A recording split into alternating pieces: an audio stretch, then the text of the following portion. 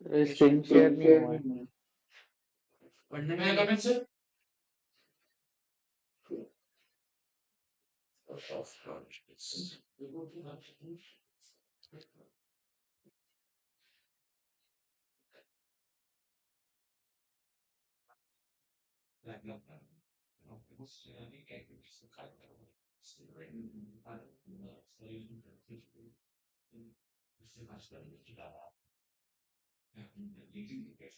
Okay. सो हो गई बातें, हो गई। Can start. So for of loop जो है वो एक एरे पर लगाते हैं, ठीक है। तो पहले एक एरे बना लेते हैं। Let numbers equal to, and यहाँ पर हमारे पास कुछ नंबर्स है।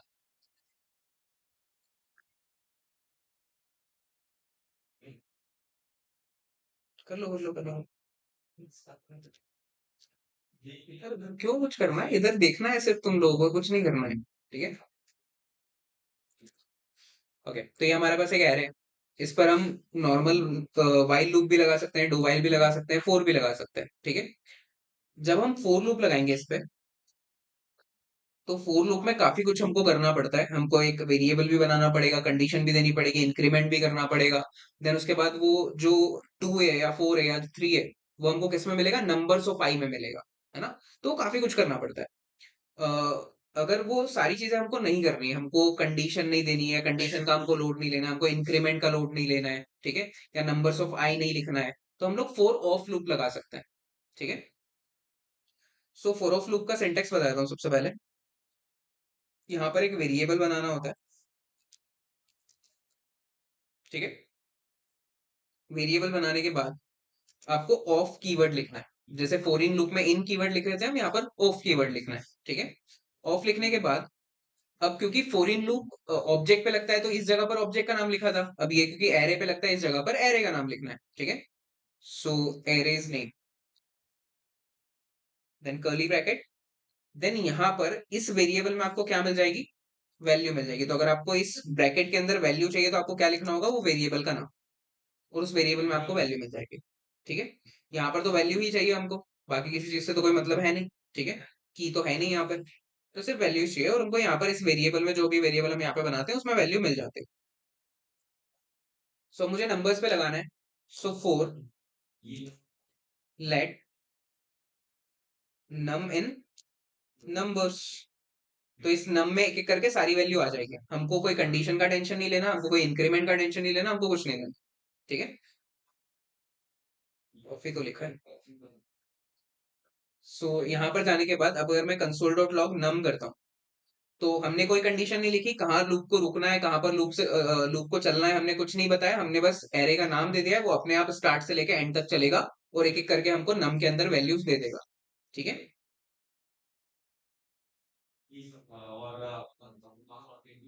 तो एक एक करके मुझे नंबर्स मिल गए। अब इनका मैं स्क्वायर कर लूँ, क्यूब कर लूँ, मैं कुछ भी कर सकता हूँ इन नंबर्स के साथ, ठीक है। प्राइम फाइंड कर लूँ, कुछ भी कर सकते हैं।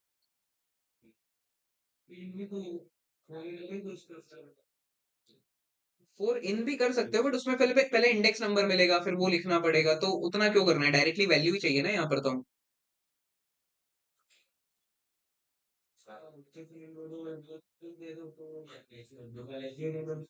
तुम क्या चाह रहे हो कि फॉरिन लूप हम किस पे लगाएं, एरे पर लगाएं।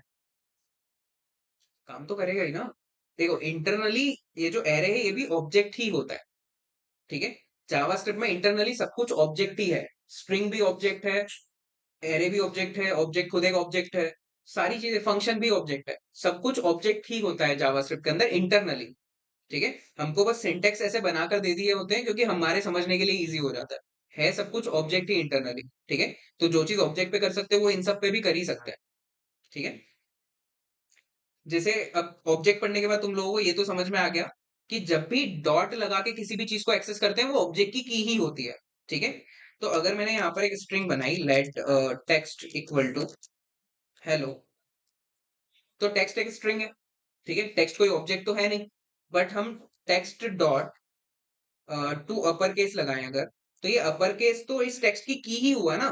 टेक्स्ट तो एक ऑब्जेक्ट ही हुआ ना, तभी तो डॉट लगा के मैं उसकी की को एक्सेस कर रहा हूँ। ये की हमने बनाई नहीं है, बट ये बनी बनाई है, ये बनी हुई है ऑलरेडी, ठीक है। तो इंटरनली टेक्स्ट क्या है जावास्क्रिप्ट के लिए, एक ऑब्जेक्ट ही है। और उसमें उसने पहले से ये कीज ये जो फंक्शन से ऐड किए हुए हैं, जैसे कल हमने गेट डेटा बनाया था, ठीक है। तो गेट डेटा को हम कैसे कॉल कर रहे थे, ऑब्जेक्ट का नाम डॉट गेट डेटा, इस तरीके से कॉल कर रहे थे, क्योंकि गेट डेटा हमने उसके अंदर बनाया था। अब ऐसे बने बनाए भी काफी सारे होते हैं, जैसे ये जो मेथड्स हमने पढ़ी है, to upper case lower case, ये बने बनाए मेथड से किसके अंदर, स्ट्रिंग के अंदर, ठीक है। तो इस टेक्स्ट में भी वो चीज आ चुकी है, और अगर मैं इस चीज को प्रिंट करूं तो मुझे वो अलग टास्क मिल जाएगा, तो हमको अपर केस होके मिल जाएगा। अब टेक्स्ट के लिए हमने कोई टू अपर केस बनाया क्या, नहीं बनाया। टेक्स्ट क्या एक ऑब्जेक्ट है, नहीं स्ट्रिंग है, बट इंटरनली हम उस पर लगा रहे हैं, क्योंकि वो इंटरनली एक ऑब्जेक्ट ही है और उसमें वो मेथड्स बनी हुई है, ठीक है। तो इंटरनली सब कुछ ऑब्जेक्ट ही होता है, तो आप अगर फॉर इन लूप भी एरे पर लगा दोगे तो वो लग जाएगा, बट हम लगाते नहीं है, ठीक है, क्योंकि हमको फॉर ऑफ लूप अलग से बना के दिया हुआ है, तो हम कॉम्प्लिकेट क्यों करें उस चीज को, ठीक है। वो फॉर ऑफ भी हम यूज नहीं करते, हम लोग जो एडवांस लूप है, फॉर ईच, मैप, फिल्टर, इन सब का यूज करता है, ठीक है।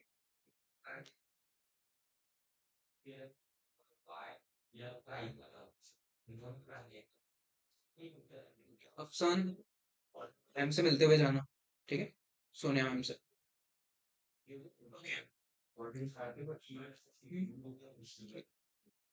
ओके। अब फोर ऑफ का ही एक भाई होता है फोर ईच, ठीक है। अब जो कॉलबैक्स कल हमने पढ़े थे वो यूज होंगे, ठीक है। कॉलबैक क्या होता है, ऐसा फंक्शन जो कि एक फंक्शन में आर्ग्यूमेंट में पास करता है, वो एक होता है कॉलबैक, ठीक है। और वो कॉलबैक को कॉल करने वाला काम किसका होता है, जो फंक्शन हमने कॉल किया है उसका, जिस फंक्शन में हमने पास करा है वो फंक्शन उस कॉलबैक को कॉल करेगा, हमको कॉल नहीं करना होता, ओके, ठीक। अब और भी शॉर्ट में हमको काम अगर करने हैं हमारे, तो हम फॉर ईच लूप का यूज करेंगे, ठीक है। फॉर ईच एक मेथड है, लूप है, कुछ भी बोल सकते हो, ठीक है। सो ये जो मेथड्स है, ये जो फंक्शंस है, एडवांस वाले जो लूप है, ये लगाते कैसे, अप्लाई कैसे करते हैं, उसका सिंटेक्स देख लो। सबसे पहले तो तुम सबसे पहले एरे का नाम लिखोगे, जिस भी एरे पर उसको लगाना है, ठीक है। देन लिखोगे डॉट, डॉट लगाने के बाद तुम लूप का नाम लिखोगे, या मेथड का नाम, जो भी बोलो, ठीक है। लूप का नाम लिखने के बाद, क्योंकि वो एक फंक्शन ही है, तो उसको कॉल करोगे पैरेंथेसिस लगा के, ठीक है। तो ऐसे कॉल कर लिया। कॉल करने के बाद वो जो मेथड्स अब हम पढ़ने वाले हैं, वो जो लूप हम पढ़ने वाले हैं, फॉर ईच, मैप, फिल्टर, वो सब क्या लेते हैं अपने आर्ग्यूमेंट में, कॉल बैक फंक्शन, ठीक है। तो ये जो कॉल बैक फंक्शन है, यहाँ पर हम क्या बना कर देंगे उसको, एक अनोनिमस एरो फंक्शन, ठीक है। अनोनिमस एरो फंक्शन कैसे बनता है, ये एक एरो फंक्शन है, बॉडी तो ऐसे ही बनती है, ठीक है। आर्ग्यूमेंट देना है तो यहाँ पर दे दो, और डेटा लिखना है यहाँ पर लिख दो, ठीक है। अगर एक सिंगल लाइन है तो ये कर्ली ब्रैकेट की जरूरत नहीं है, अगर मल्टीपल लाइन है तो कर्ली ब्रैकेट बना दो, ठीक है। तो यही कॉल बैक फंक्शन आपको अब हर लूप में पास करना पड़ेगा, ठीक है।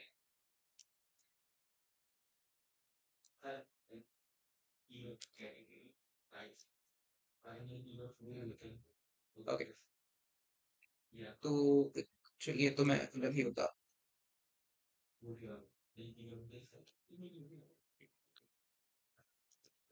Loops dot JS, okay. अभी के लिए फॉर ऑफ को भूल जाओ, ठीक है। अब सिर्फ जो मैं बता रहा हूँ उसको याद रखो। So let numbers equal to 2, 4, 6, 3, 5, 8, या कुछ भी मिसलेनियस नंबर्स हो सकते हैं। ये हमारे पास एक एरे, ठीक है। और ये जितनी भी चीजें अब मैं पढ़ा रहा हूँ, वो सिर्फ एरे पर ही अप्लाई कर सकते हैं, ठीक है, सिर्फ एरे पर लगता है। सो हमारे पास तीन चीजें होती है, ठीक है, चार चीजें होती है। सबसे पहला होता है फॉर ईच, ठीक है।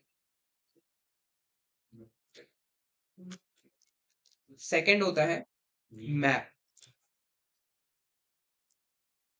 थर्ड होता है फिल्टर, एंड फोर होता है फाइंड।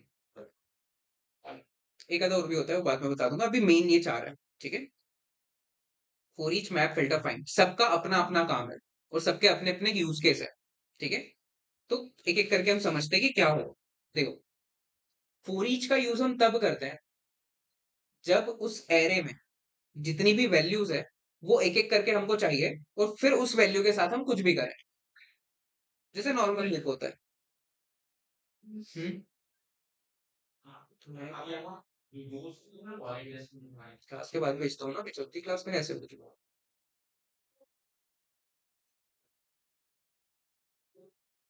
तो अभी जब तक वो आपसे मिलके ना आए तब तक मैं रुका रहूँ? मैं टॉपिक पढ़ा रहा हूँ।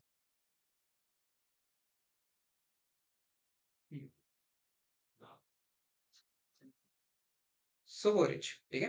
देखो, सबसे पहले क्या लिखते हैं? एरे का नाम हमको किस पर लगाना है? नंबर्स पे। तो सबसे पहले हम लिखेंगे नंबर्स, ठीक है। ये लिखने के बाद क्या लिखते हैं? डॉट। डॉट के बाद फोर ईच। सजेशन आ ही जाता है। For each. फोर ईच एक मेथड है एरे की, तो उसको कॉल करना पड़ेगा। मेथड फंक्शन एक ही चीज है, ठीक है। तो वो एक फंक्शन है जो कि बना हुआ है ऑलरेडी, हमने नहीं बनाया। किसके लिए बना हुआ है? एरे के लिए बना हुआ है। तो एरे का नाम लिखा, फोर ईच लिखा और पैरेंथेसिस लगाया, मतलब हमने नंबर्स के लिए फोर ईच को कॉल किया, ठीक है। अब फोर ईच क्या लेता है? कॉल बैक फंक्शन, ठीक है। तो उसको एक कॉल बैक फंक्शन हम यहाँ पे पास करेंगे। सो देखो, इस कॉल बैक फंक्शन में मुझे एक ही आर्ग्यूमेंट लेना है। तो अगर एक ही आर्ग्यूमेंट लेना है तो क्या ब्रैकेट लगाने की जरूरत है? नहीं है। तो मैं डायरेक्टली यहां पर लिख देता हूं नम, ठीक है। देन उसके बाद आर्ग्यूमेंट के जस्ट बाद क्या होता है? एरो होता है। तो ये हमने एरो लगाया, ठीक है। एरो के जस्ट बाद जो भी लिखते हैं वो कोड अगर एक ही लाइन का है तो मैं लिख सकता हूँ बिना करली ब्रैकेट के। तो अभी एक ही लाइन का कोड मुझे लिखना है, बस कंसोल डॉट लॉग लिखना है मुझे। और किसको प्रिंट करना है? मुझे नम को ही प्रिंट करना है। सो देखो, अब मैं ब्रेक डाउन करता हूँ। ये जितना अभी मैंने सिलेक्ट किया है, ये कॉल बैक फंक्शन है, ठीक है। ये किसको पास किया है हमने? फोर ईच को। मतलब इस फंक्शन को कॉल करने का काम किसका है? फोर ईच का है। हमने किसको कॉल करा है? हमने फोर ईच को कॉल करा है। किसके लिए करा है? नंबर्स के लिए करा है, ठीक है। फोर ईच का हिंदी में मतलब क्या होता है? हर एक के लिए, ठीक है। तो इस पूरी लाइन का मतलब क्या है मैं समझाता हूँ। नंबर्स नाम के एरे में हर एक के लिए इस फंक्शन को कॉल कर दो। तो फोर ईच क्या करेगा? सबसे पहले टू को निकालेगा उस एरे में से, और वो टू किस में पुट कर देगा? वो इस नम में, ठीक है। देन इस नम को इस फंक्शन के अंदर में जहां भी यूज करूंगा वहां पर क्या जाएगा? टू ही जाएगा, ठीक है। टू के लिए फोर ईच इसको एक बार कॉल करेगा, ठीक है। टू के लिए अगर ये कॉल हो चुका है उसके बाद आएगा नम में क्या आएगा? फोर आएगा। फिर ये पूरा फंक्शन फोर के लिए चलेगा। फिर सिक्स आएगा, ये पूरा फंक्शन सिक्स के लिए चलेगा। ऐसे कर करके ये एक एक करके नंबर सबके लिए चलेगा। और जब इसकी लेंथ खत्म हो जाएगी तब ये ऑटोमेटिक बंद हो जाएगा। हमको कोई कंडीशन नहीं देनी, हमको कुछ नहीं करना है, ठीक है। नंबर्स एरे में हर एक के लिए इस फंक्शन को कॉल कर देता है फोर ईच, ठीक है। यहाँ पर जो आर्ग्यूमेंट आप ले रहे हो वो कंप्लीटली आपके ऊपर है, आपको उसका नाम क्या रखना है, ठीक है। आप ए रख सकते हो, नम रख सकते हो, आई रख सकते हो, जो रखना है वो रख सकते हो, ठीक है। प्रिंट किया। सो देखो क्या हुआ, हमको वो सारे नंबर्स एक एक करके मिल गए, ठीक है। सेम काम जो हम वाइल से कर रहे थे, डू वाइल से कर रहे थे, फोर से कर रहे थे, फोर ऑफ से कर रहे थे, वो काम अभी हमारा एक लाइन में ही हो गया और बहुत ही सिंपल से सिंटेक्स में हो गया, ठीक है। सो जब भी एक एरे में से वैल्यूज आपको निकालकर कुछ ना कुछ ऑपरेशन उस पर परफॉर्म करने हैं, कौन सा लूप लगाते हैं? फॉर ईच लूप लगाते हैं, ठीक है। नॉर्मल वैल्यू को प्रिंट करवाना है, वैल्यू का स्क्वायर करवा के प्रिंट करवाना है। सपोज मैं स्क्वायर, सबके स्क्वायर प्रिंट करना चाहता हूँ, तो जितने भी नंबर आएंगे उन सबका स्क्वायर होके प्रिंट हो जाएगा। क्यूब करना है तो क्यूब कर दो, ठीक है। इवन नंबर फाइंड करने हैं वो भी कर सकते हो। तो मैं नॉर्मल नॉर्मल तुमको एक एक करके बता देता हूँ सारी चीजें।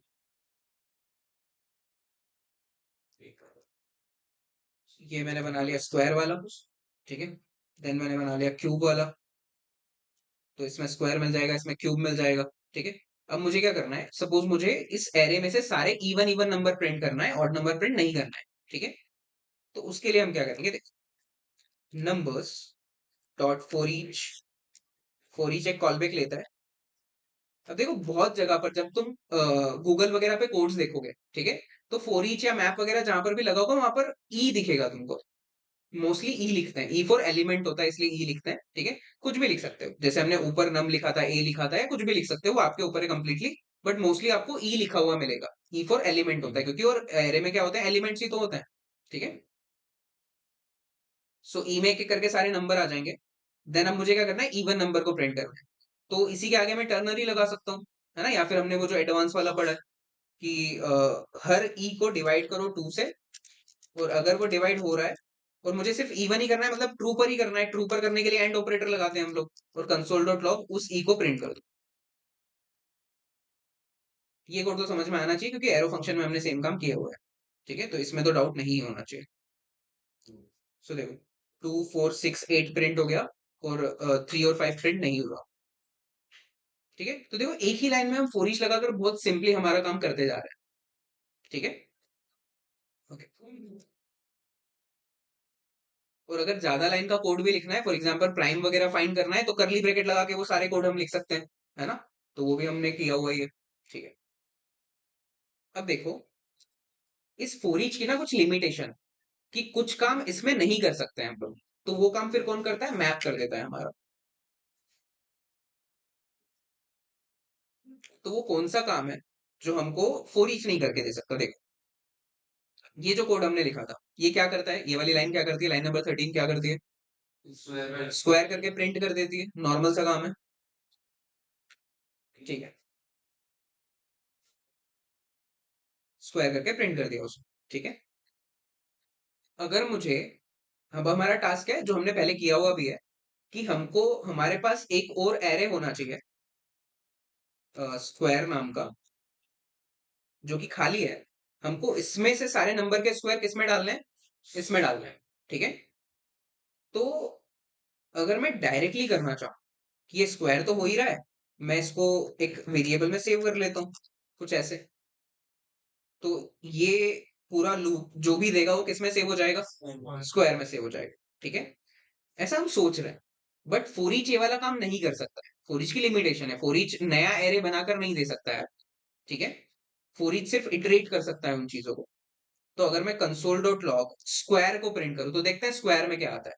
ठीक है, और मैं यहाँ पर ऐसे भी लिख देता हूँ एक स्ट्रिंग, तुम लोगों को समझ में आएगा कि स्क्वायर ही प्रिंट होगा। तो जहां पर भी स्क्वायर प्रिंट होगा वहां पे एसक्यू लिखा हुआ आएगा। ठीक है, सो देखो क्या हुआ, ये सारी वैल्यूज तो नॉर्मली प्रिंट हुई, क्योंकि इतना इतना कोड अगर चलेगा तो ये प्रिंट तो होगा ही होगा, क्योंकि कंसोल डॉट लॉग लिखा हुआ है। ठीक है, बट स्क्वायर में हमको क्या मिल रहा है? अनडिफाइंड। हमको क्या चाहिए था? स्क्वायर एक एरे चाहिए था जिसमें वो सारे स्क्वायर वैल्यूज आ जाए। ठीक है, तो क्योंकि फोर ईच एक फंक्शन है, और कंसोल का काम तो वैल्यू भेजना होता ही नहीं है, रिटर्न का काम होता है। वो तो जो हमने फंक्शन में पढ़ा हुआ है कि रिटर्न वैल्यू बाहर निकाल के सेव करता है ना? तो हम एक काम करते हैं, इस वैल्यू को रिटर्न कर देते हैं यहाँ पर। ठीक है, तो सपोज मैं ये ना करते हुए, प्रिंट ना करते हुए मैं रिटर्न कर देता हूँ, तो एरो के जस्ट आगे जो भी लिखूंगा रिटर्न ही होगा बाय डिफॉल्ट। तो यहाँ पर अगर मैं लिख दूं नम एक्सपोनेंशियल टू, तो अब अगर हम सोचें तो ये चीज हो जानी चाहिए कि स्क्वायर में वो वैल्यू रिटर्न होके चले जानी चाहिए स्क्वायर। ठीक है, बट अभी भी वो काम होगा नहीं। स्क्वायर अभी भी क्या है? अनडिफाइंड है, क्योंकि फोर ईच में ये पावर है ही नहीं कि वो किसी भी वैल्यू को निकाल कर एक नया एरे बनाकर आपको दे दे। वो नया एरे नहीं बना सकता। ठीक है, तो अब अगर हमको नया एरे बनवाना ही है, तो फिर हम किसका यूज करते हैं? मैप का। ठीक है, तो अभी समझ में आया मैप का कब यूज करेंगे? जब नया एरे बनवाना हो। ठीक है, ओके। तो ये जो सेम काम है यहां तो नहीं हो रहा है, बट इस सेम काम को अगर मैं इधर ट्राई करूं तो ये हो जाएगा। सो देखो सिंटेक्स तो वही है कि एरे का नाम लिखो, फिर लूप का नाम लिखो, और लूप को क्या चाहिए होता है? कॉल बैक चाहिए होता है। तो यहां पर हमने सेम ही काम किया हुआ है, बस फोर ईच की जगह पर मैं क्या लिख सकता हूँ? मैप। ठीक है, सो मैं पूरा ही करके बताता हूँ, बट चेंज उतना ही होगा। देख, स्क्वायर में हमको सेव करना है जो भी आएगा, और मैप क्योंकि नया एरे बनाकर दे सकता है, तो उसको इक्वल टू में ही हम लिखेंगे। ठीक है, ओके। लूप लगाना किस पर? नंबर्स पर। तो नंबर्स डॉट, अब क्या लगाना है? मैप लगाना है इस बार। तो इस बार लिखा हमने मैप। मैप भी एक मेथड है, फंक्शन है, जिसको कॉल करना पड़ेगा, और वो भी क्या लेता है? Call back. तो उसको एक कॉल बैक फंक्शन दे देंगे हम लोग। ओके, एरो के जस्ट आगे जो भी होगा रिटर्न होगा। तो इस मैप को मैं एक वैल्यू रिटर्न करूंगा, और वो वैल्यू वो किस में डाल देगा? स्क्वायर में डाल देगा। ठीक है, तो हमको क्या करना है? स्क्वायर ही सेव करना है, इसलिए हम क्या करेंगे? ई एक्सपोनेंशियल टू। ठीक है, तो ई का स्क्वायर करके वो किसमें वैल्यू रिटर्न कर देगा? किसमें? स्क्वायर में। तो अब देखते हैं स्क्वायर की वैल्यू क्या होती है। देखो अब स्क्वायर में हमको क्या मिल रहा है? पूरा का पूरा एक एरे मिल रहा है, और उस एरे में क्या है? उन सारे नंबर्स के स्क्वायर है। ठीक है, तो जब भी आपको एक नया एरे बनवाना हो, क्या लगाओगे? मैप लगाओगे। क्लियर इतना? कुछ भी डाउट? ऑनलाइन वालों, कहाँ हो तुम लोग? क्लियर है सबको?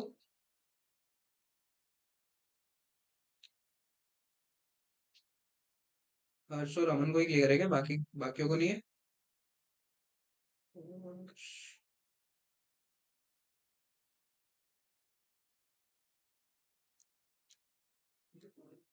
ओके, सो ठीक है, ये तो हमको समझ में आ गया। अब हम चाहते हैं कि वो इवन वाला काम हम करना चाहते हैं। स्क्वायर वाला तो हमने कर लिया कि सारी वैल्यूज का स्क्वायर कर लिया। अब हमको क्या करना है, एक नया एरे बनाना है जिसमें उसके सारे इवन इवन नंबर होने चाहिए सिर्फ। ठीक है, ऑड नंबर नहीं करना है, सिर्फ इवन करना है। ठीक है, करते हैं। लेट इवन इक्वल टू लगा के कॉल करेंगे, क्योंकि इवन में ऑटोमेटिक एक एरे बन जाएगा। तो फिर से लूप किस पे लगाना है, मतलब मैप किस पे लगाना है, नंबर्स पर ही लगाना है। तो नंबर्स डॉट मैप ई ले लेंगे यहाँ पर, मतलब एक एरो फंक्शन लगाएंगे, कॉल बैक लगाएंगे। क्या करेंगे यहाँ पर, कंडीशन। ठीक है, तो अगर ई जो है 2 से डिवाइड हो रहा है फुल्ली, तो रिटर्न कर दो ई को ही, है ना। तो ये जब रिजॉल्व होगा तो यहाँ पर ओवरऑल क्या बचेगा, ई बचेगा, और एरो के जस्ट आगे जो भी होगा रिटर्न ही होगा, तो ई बाय डिफॉल्ट रिटर्न हो जाना चाहिए। ठीक है, ओके। सो देखते हैं इवन को प्रिंट करके क्या प्रिंट होता है।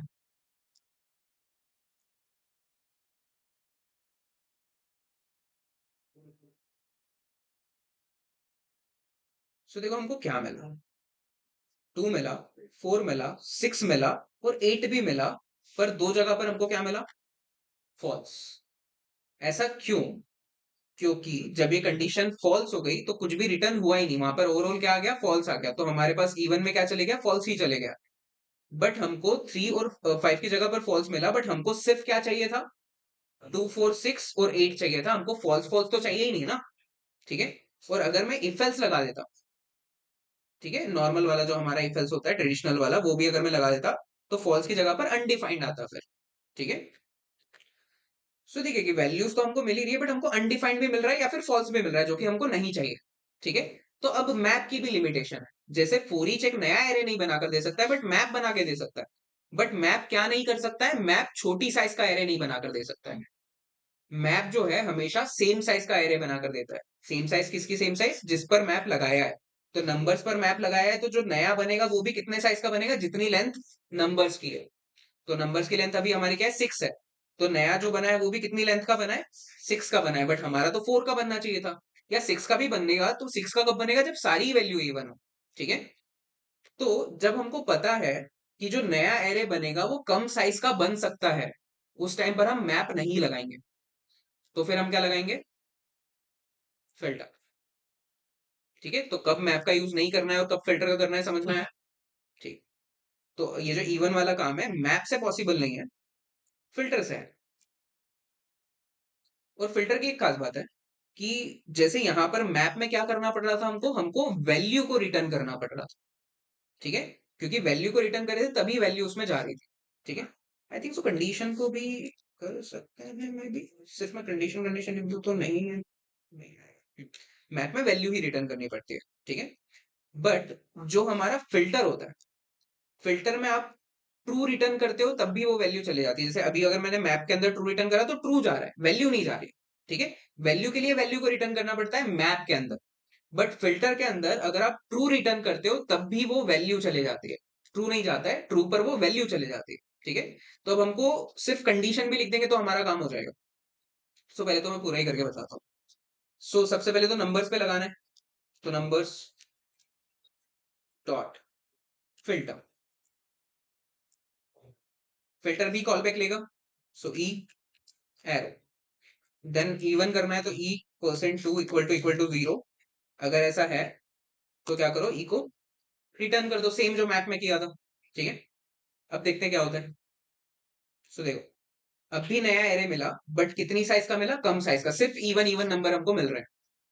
ठीक है, तो ये फिल्टर का यूज केस है कि जब भी हमको नया एरे बनवाना है और नया एरे कम साइज का बन सकता है, तब हम फिल्टर लगाएंगे। हमने फिल्टर आउट कर लिया ना, उसमें से छाट छाट के निकाल ली वैल्यू। ठीक है, तो वैल्यू तो कम ही होगी ना, तो उसके लिए लगाते हैं फिल्टर, मैप नहीं लगाते।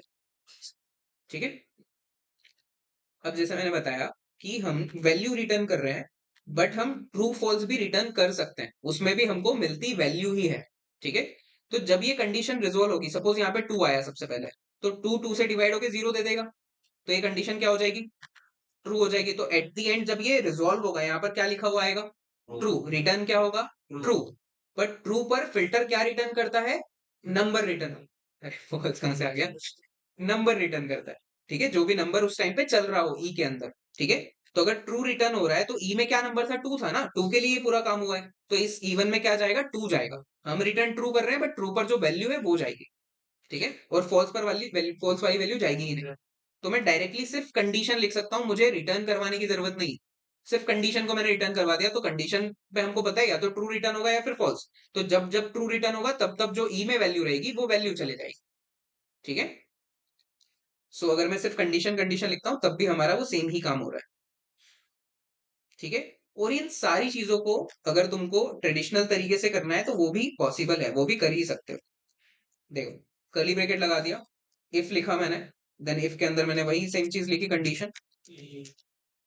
अगर ऐसा है तो रिटर्न कर दो ई को या फिर ट्रू को, जो भी करना है। ट्रू भी करोगे तो फिल्टर में तो चल ही जाता है। ठीक है, तो ये भी सेम ही आउटपुट देगा। बट एरो फंक्शन क्योंकि काफी सिंपल हमको पढ़ते हैं और बहुत इजी सा सिंटेक्स होता है, इसलिए हम एरो फंक्शन ही लगाते हैं कॉल बैक। बाकी ट्रेडिशनल फंक्शन, यहाँ पर पूरा ट्रेडिशनल फंक्शन भी लगा सकते हो। ठीक है, और ट्रेडिशनल इफ एल्स भी लगा सकते हो, शॉर्टकट्स का ही यूज करते हैं मोस्टली, बट चाहो तो लगा सकते हो। ठीक है, और यहाँ पर अगर मैं ई को रिटर्न कर दूंगा तब भी सेम ही आउटपुट आएगा। ठीक है, तो ये वाला करते नहीं हम यूज तो शॉर्टकट वाले ही करते हैं, यही वाली चीजें यूज करते हैं। ठीक है, ओके। तो फॉर ईच मैप फिल्टर में डिफरेंस क्लियर है, कुछ डाउट तो नहीं है किसी को भी। ठीक है, अब ये चीजें याद भी रखनी है ना, ऐसा नहीं कल जाके भूल गए। ओके, अब फाइंड क्या करेगा, जो उसका नाम है वही करेगा, फाइंड करेगा। ठीक है, तो फाइंड का हम तब यूज करते हैं जब हमको पता लगाना है कि ये पर्टिकुलर वैल्यू उस नंबर के अंदर है कि नहीं, उस एरे के अंदर है कि नहीं है। ठीक है, तब हम फाइंड का यूज करते हैं। तो लेट, अब फाइंड रिटर्न क्या करता है। ठीक है, ये ज्यादा इंपॉर्टेंट चीज है। रिटर्न मतलब क्या सेव होगा, हमारे पास क्या मिलेगा, हमको क्या मिलेगा। ठीक है, तो जब आप फाइंड लगाते हो ना, तो जिस वैल्यू को आप ढूंढ रहे हो, अगर वो वैल्यू मिल गई है तब तो आपको उस वेरिएबल में क्या सेव हो जाएगी, वो वैल्यू सेव हो जाएगी। ठीक है, अगर मिल गई है तो, अगर नहीं मिली है तो आपके पास आएगा अनडिफाइंड। तो अगर आपके वेरिएबल की वैल्यू आपको अनडिफाइंड मिली मतलब वो उसमें नहीं है, और अगर वैल्यू मिल गई मतलब है। ठीक है, सो सपोज मुझे क्या करना है, मुझे 6 को फाइंड करना है। मैं चाहता हूं कि नंबर्स में मैं 6 को ढूंढूं, देखते मिल रहा है कि नहीं मिल रहा है। ठीक है, मुझे पता नहीं है फिलहाल अभी सपोज। तो लेट, मैंने एक वेरिएबल बना लिया फाइंड 6। ठीक है, क्योंकि उस वेरिएबल में ही सेव होगी वो वैल्यू, तो एक वेरिएबल तो बनाना पड़ेगा। ढूंढना किसमें, नंबर्स डॉट फाइंड। फाइंड भी कॉल बैक ही लेता है। ठीक है, तो फाइंड को हमने ई ले लिया। अब ई में एक एक करके सारी वैल्यू आएगी, 2 भी आएगा, 4 भी आएगा, 6 भी आएगा, 3 भी आएगा, 5 भी आएगा, 8 भी आएगा। हमको किसको ढूंढना है, 6 को। तो हमको तब तक ढूंढना है जब तक हमारा वाला ई 6 के बराबर ना हो जाए, है ना। तो जब ये बराबर हो जाएगा तब इसको क्या रिटर्न होगा, ट्रू। जब बराबर नहीं होगा तब तक तो फॉल्स ही मिलेगा। तो जब इसको ट्रू मिलेगा ये वैल्यू कौन सी सेट कर देगा, जो भी ई में होगा, जो कि ई में जो भी होगा वो ट्रू होगा, तो ट्रू वैल्यू उसमें चले जाएगी। ठीक है, तो अगर मैं प्रिंट करूं फाइंड 6 को, तो अभी 6 तो है उसमें, तो हमको मिल जाना चाहिए 6 ही। तो हमको 6 मिल चुका है, 6 वैल्यू आई मतलब वो नंबर है उसमें। ठीक है, और अगर मैं ऐसा नंबर ढूंढूं जो उसमें नहीं है, सपोज मैं 100 ढूंढ रहा हूँ, 100 तो है ही नहीं उसमें, तो मुझे क्या मिलेगा, अनडिफाइंड। ठीक है, तो इस तरीके से हम वैल्यूज को ढूंढ सकते हैं किसी भी एरे के अंदर। ठीक है इतना। ठीक है, सो अभी मैं यहाँ पे 6 लिख देता हूँ। और उसका इंडेक्स का मतलब इसका इंडेक्स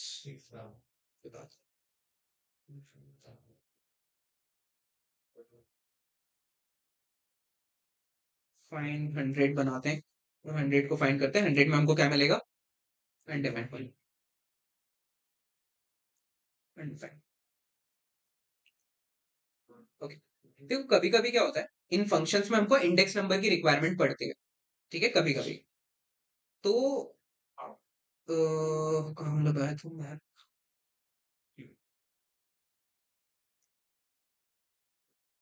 अलग से बता देता हूँ। So let something equal two numbers dot map, map में ई लिया। अब अगर मैं यहाँ पे लिखूँ कंसोल डॉट लॉग ई, तो ई में तो नंबर्स मिलेंगे, ये हमको पता है ना? सॉरी, कंसोल क्यों कर रहा हूँ मैं, फोर ईच ही लगाया था, काम करता हूँ।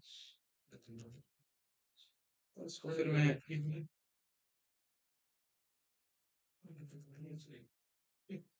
अब तो समथिंग की भी जरूरत है ही नहीं, है ना, फोर ईच लगा रहे हैं तो।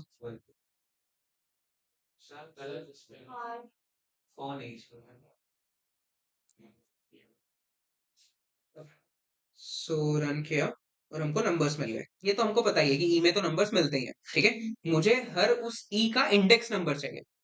तो अभी तक नॉर्मली हम क्या कर रहे थे, एरो फंक्शन में एक ही आर्ग्यूमेंट ले रहे थे। अब मुझे एक और आर्ग्यूमेंट लेना, आई मैंने लिख दिया, ठीक है। तो अब क्योंकि दो आर्ग्यूमेंट है तो क्या लगाना पड़ेगा,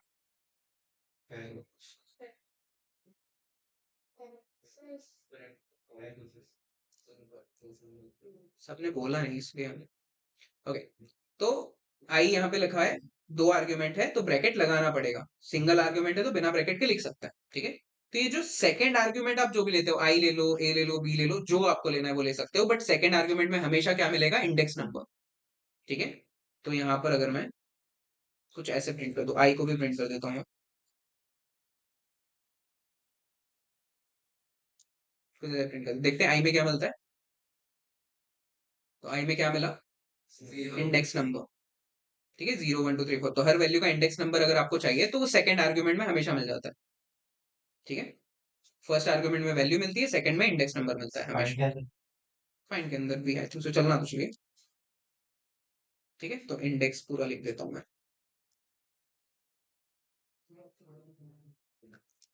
ठीक है। फाइंड में भी देख लेते हैं अगर मिल रहा है कि नहीं।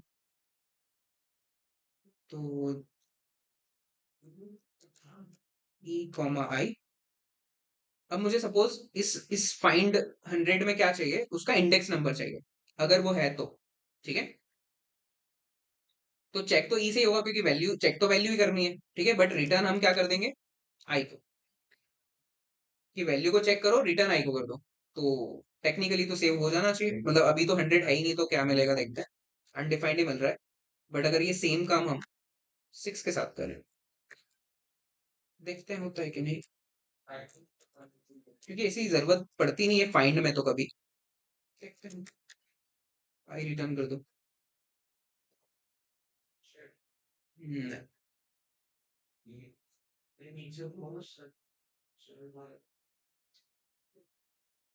6 ही मिल रहा है, तो वो रिटर्न तो वैल्यू ही कर रहा है। करवा तो दिया, नहीं हो रहा है ना, अरे रिटर्न कर रहे हैं हम लोग, तो रिटर्न में वैल्यू फाइंड 6 में जाएगी ना, वही मैंने बोला कि फाइंड में वैल्यू ही रिटर्न होती है, इंडेक्स नंबर नहीं हो सकता, हमने करके देख भी लिया, ठीक है। और ऐसी रिक्वायरमेंट पड़ती भी नहीं है इंडेक्स नंबर की फाइंड में, बाकियों में पड़ती है, तो बाकियों में तो लिख ही सकते हैं, मैप में भी कर सकते हैं, फिल्टर में भी कर सकते हैं, ठीक है। तो ये होते हैं एडवांस लूप्स, जो कि बहुत इंपॉर्टेंट होते हैं, आगे हम इन्हीं का यूज करने वाले हैं हर चीज में, ठीक है।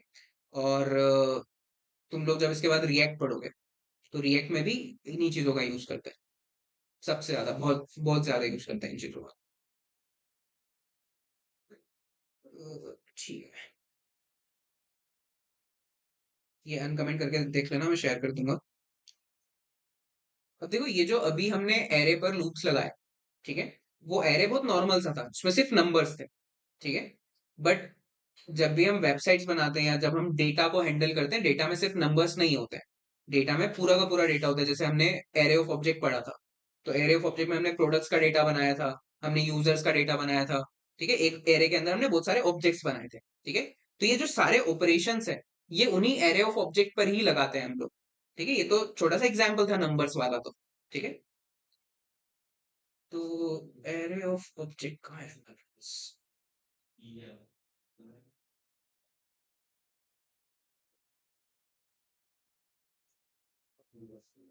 एरे के अंदर ही होगा,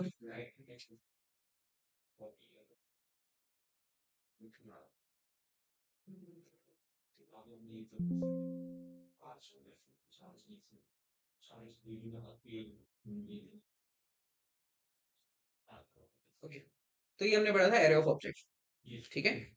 तो बेसिकली है तो एक एरे ही, तो एरे पर हम फॉर ईच मैप फिल्टर सब कुछ लगा ही सकते हैं, ठीक है।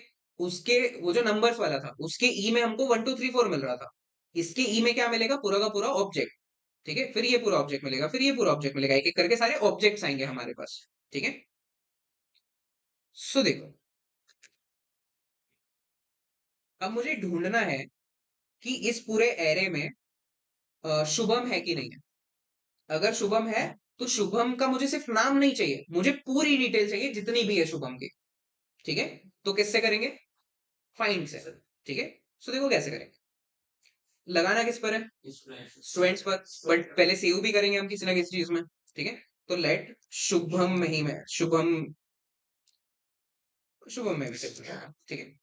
So Shubham equal to students dot find, find में हमको ई मिलेगा, इस बार ई में वैल्यू नहीं मिलेगी, ई में पूरा का पूरा ऑब्जेक्ट मिलेगा, ठीक है। तो मुझे अगर नेम एक्सेस करना है तो मुझे ई डॉट नेम लिखना पड़ेगा, क्योंकि ई पूरा ऑब्जेक्ट और डॉट लगा के उसकी की, ठीक है। सो ई डॉट नेम अगर मैच हो रहा है किसी का भी शुभम से, तो जैसे ही मैच होगा हमको ट्रू मिलेगा, और ट्रू पर जो भी ई में होगा वो कहां चले जाएगा, शुभम में। ई में पूरा ऑब्जेक्ट है तो पूरा ऑब्जेक्ट हमको मिलेगा, ठीक है। सो कंसोल डॉट लॉग शुभम, तो शुभम का सारा डिटेल हमको फाइंड कर लिया हमने पूरे के पूरे लिस्ट में से, देखो पूरा ऑब्जेक्ट मिला है। अब मैं शुभम का नेम भी एक्सेस कर सकता हूँ, एज एक्सेस कर सकता हूँ, अगर 10 चीजें और होती तो मैं वो भी एक्सेस कर पाता, ठीक है। ओके, लेट अफसान, ठीक है। मैं अफसान को ढूंढ रहा हूँ, अब अफसान तो है ही नहीं उसमें, तो क्या मिलेगा, undefined Shubham students dot find E and E dot name equal to Afsan, then console dot log Afsan,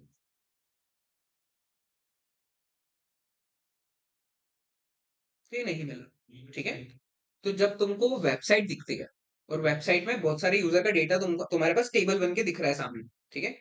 ऊपर एक सर्च बार होता है और वहां पर जाकर तुम लिखते हो किसी का नाम और उसकी पूरी डिटेल फिल्टर होके आ जाती है सामने, ठीक है। तो वो उसमें क्या लगा हुआ होता है, फाइन। तो सर, अगर साथ में डिटेल नहीं मिले तो उसमें शुभम जी क्यों फाइंड कर? अरे शुभम का ऊपर प्रिंट करा हुआ है, शुभम का तो प्रिंट हो रहा था ना फाइंड होके, वो तो अलग है। और ये वाला पुराने वाला आउटपुट है, नया वाला तो यही है, ओके। तो इस तरीके से फाइंड का यूज करता है, ठीक है। अब मुझे क्या करना है, दूसरा टास्क हमारा ये है कि इन स्टूडेंट्स में से जितने भी स्टूडेंट्स हैं, ठीक है, मुझे एक नया एरे चाहिए, ठीक है, जिसमें सिर्फ वो स्टूडेंट हो, उन स्टूडेंट का डेटा हो जिनकी एज 21 से ज्यादा है। जिनकी 21 से कम है वो, उन लोगों का डेटा मुझे नहीं चाहिए, मुझे सिर्फ उन लोगों का डेटा चाहिए जिनकी एज 21 से ज्यादा है। तो अब मुझे फिल्टर आउट ही करना पड़ेगा, सीधा सा समझ में ही आता है कि फिल्टर लगेगा, ठीक है, क्योंकि जो नया एरे बनेगा वो कम साइज का बनेगा, ठीक है, क्योंकि सारे 21 से कम वाले तो आएंगे ही नहीं उसमें, ठीक है। तो उस पर फिल्टर आउट लगाते हैं, फिल्टर लगा देंगे। So let